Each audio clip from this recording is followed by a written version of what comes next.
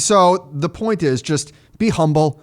The market owes you nothing. Having a long time horizon doesn't guarantee you anything. And that's a point that we've, I think, tried to make over and over. But I don't know what it would be, but don't you think the Great Recession for our lifetime, maybe this is a dumb comment. Tell me if it's dumb if you think. Don't you think if there wasn't a 80 or 90% crash in U.S. stocks during the Great Recession, it's never going to happen here again? I don't know. I tend to think that way. I hate to say it out loud. I think that was as close to a depression as we could pretty much ever get. So stocks were down almost 60%. And to your point, that was pretty bad.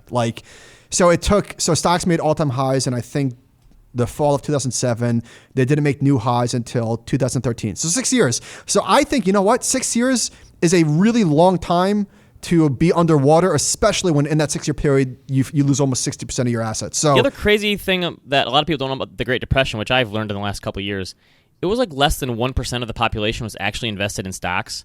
And everyone who was invested was just margined as high as they could go. And so it was all borrowed money. And so that had a lot to do with it, obviously, the sort of cascading snowball effect. But you think with the roaring 20s, what we had back then, that everyone was in stocks. But it really wasn't the case. Ben just gave an air quote, by the way. Yes. On the everyone. Yes. So the survey, in 1954, there was a survey. Only 7% of middle-class households said they preferred to invest in stocks over saving bonds, bank accounts, or real estate. Which, honestly, at the time, that was probably a pretty decent survey. Because can you imagine looking, I think, didn't you do a piece like this? Or maybe I did. I'm getting us confused here. Like, if you look at a long-term chart in 1954, how scary that looks. It's not the same thing as looking at one now and going, oh, see, that was a blip and that was a blip and everything is fine now, buy and hold. But back then, no one was preaching buy and hold in the 50s, right? Yeah, buy and hold. Yeah, hilarious. The whole idea would have seemed absurd. And so I get it. So again, you have to be humble with what your expectations are.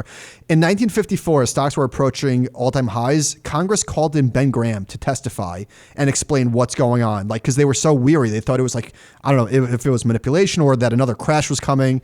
I guess you could say Graham was like the one person preaching buy and hold back then, right? He got destroyed, and he did a few pieces for, I think it was Fortune, in the bottom of the market, that most stocks were worth more dead than alive.